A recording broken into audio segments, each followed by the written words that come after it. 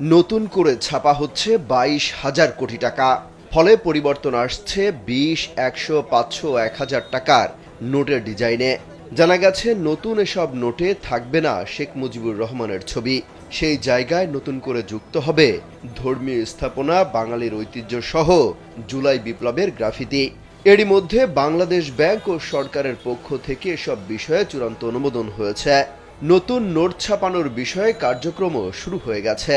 বলা হচ্ছে সবকিছু ঠিকঠাক থাকলে আগামী 6 মাসের মধ্যেই মিলবে নতুন এই নোট।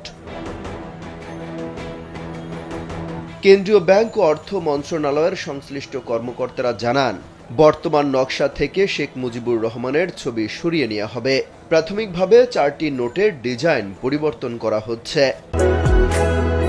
বাংলাদেশের একমাত্র মাল্টিন্যাশনাল টাইলস ব্র্যান্ড আরএকে সিরামিক্স। পরবর্তীতে ধাপে ধাপে দেশের সব ধরনের ব্যাংক নোটের ডিজাইন নতুন করা হবে।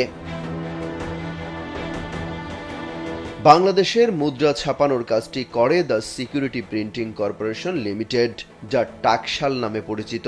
1976 সালে প্রতিষ্ঠা পেলেও 1988 সালের জুন মাসে 1 টাকা ছাপানোর মধ্য দিয়ে এই প্রেসে নোট ছাপানো শুরু হয়। ওই বছরের নভেম্বর মাসে 10 টাকার নোটও ছাপানো হয় সেখানে। প্রতিটি নোট ছাপানোর আগে তার নকশার অনুমোদন করে সরকার। সেই জন্য দরপত্র ডেকে চিত্রশিল্পীদের দিয়ে নোটের নকশা করানো হয়। নকশা চূড়ান্ত হলে আন্তর্জাতিক দরপত্রের মাধ্যমে কাগজ, কালি ও প্লেট তৈরি করা হয়। নকশা অনুযায়ী বিদেশ থেকে প্লেট তৈরি করে আনার পর ছাপার কাজটি করে টাকশাল। বাংলাদেশ ব্যাংক সবসময় টাকা ছাপায় না।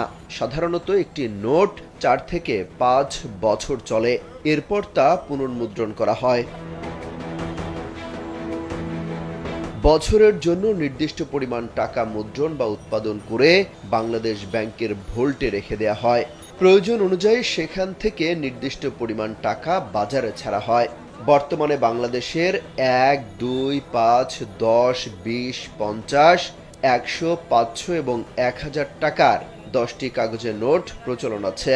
এর মধ্যে 2 টাকা থেকে শুরু করে 1000 টাকা পর্যন্ত সব কাগজে নোটে শেখ মুজিবুর রহমানের ছবি রয়েছে।